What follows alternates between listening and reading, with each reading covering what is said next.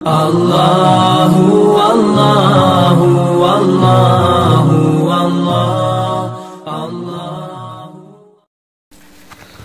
الحمد للہ رب العالمین والصلاة والسلام على سید المرسلین وعلى آلہ وصحبہ اجمعین اما بعد محترم سامعین، آج کل ایک سوال یہ بھی کیا جا رہا ہے کہ حدیث پاک میں وارد ہے کہ جو شخص لگاتار 3 جمعہ نماز جمعہ چھوڑ دیتا ہے اس کا دل سیاہ ہو جاتا ہے، جبکہ موجودہ لاک ڈاؤن کی وجہ سے بہت سے افراد جمعہ کے دن اپنے گھروں میں نماز ظہر ادا کر رہے ہیں، نماز جمعہ نہیں پڑھ پا رہے ہیں، تو کیا یہ لوگ حدیث پاک میں ذکر کردہ وعید میں داخل ہیں اور ان کے دل سیاہ ہو جائیں گے؟ تو جواباً عرض ہے کہ جمعہ کی نماز فرض ہے اور یہ دین کے شعائر میں داخل ہے۔ بلا عذر نماز جمعہ چھوڑنے والا شخص سخت گناہگار ہے۔ احادیث مبارکہ میں نماز جمعہ چھوڑنے والوں کے متعلق سخت وعیدیں وارد ہوئی ہیں، جیسا کہ عبداللہ ابن عمر اور حضرت ابو ہریرہ رضی اللہ عنہما کی یہ روایت کہ ہم نے رسول اللہ صلی اللہ علیہ وسلم کو اپنے منبر کی لکڑی یعنی اس کی سیڑھیوں پر یہ فرماتے ہوئے سنا کہ لوگ نماز جمعہ چھوڑنے سے باز رہیں، ورنہ اللہ تعالیٰ ان کے دلوں پر مہر لگا دے گا اور غافلوں میں شمار ہونے لگیں گے۔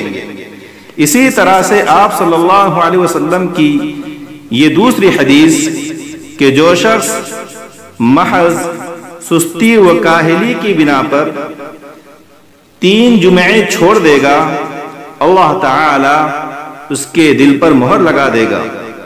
من ترک 3 جمعین تہاونا بہا طبع اللہ علی قلبہ۔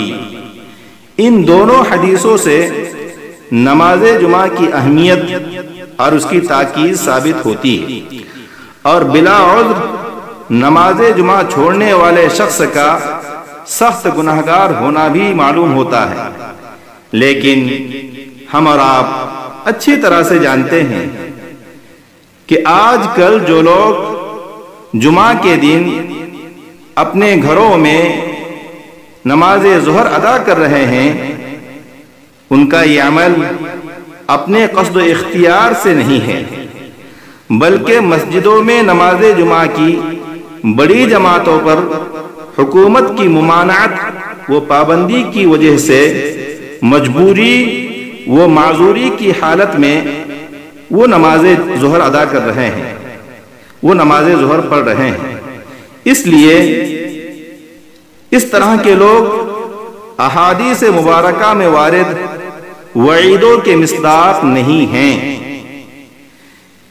کیونکہ اللہ رب العزت کا ارشاد ہے لا یکلف اللہ نفسا الا وسعها۔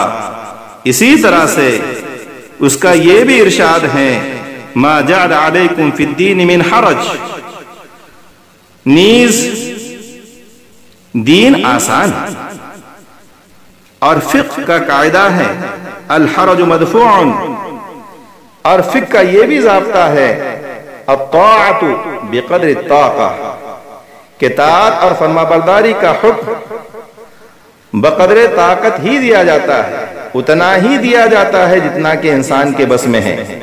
لہٰذا لاک ڈاؤن کی وجہ سے جو لوگ اپنے گھروں میں نماز ظہر ادا کر رہے ہیں انہیں پریشان ہونے کی ضرورت نہیں۔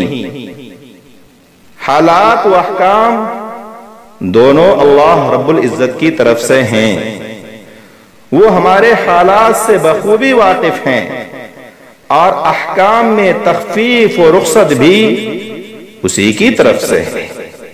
والسلام علیکم ورحمۃ اللہ وبرکاتہ۔ Thanks for watching. Subscribe now and press the bell icon. Never miss an update.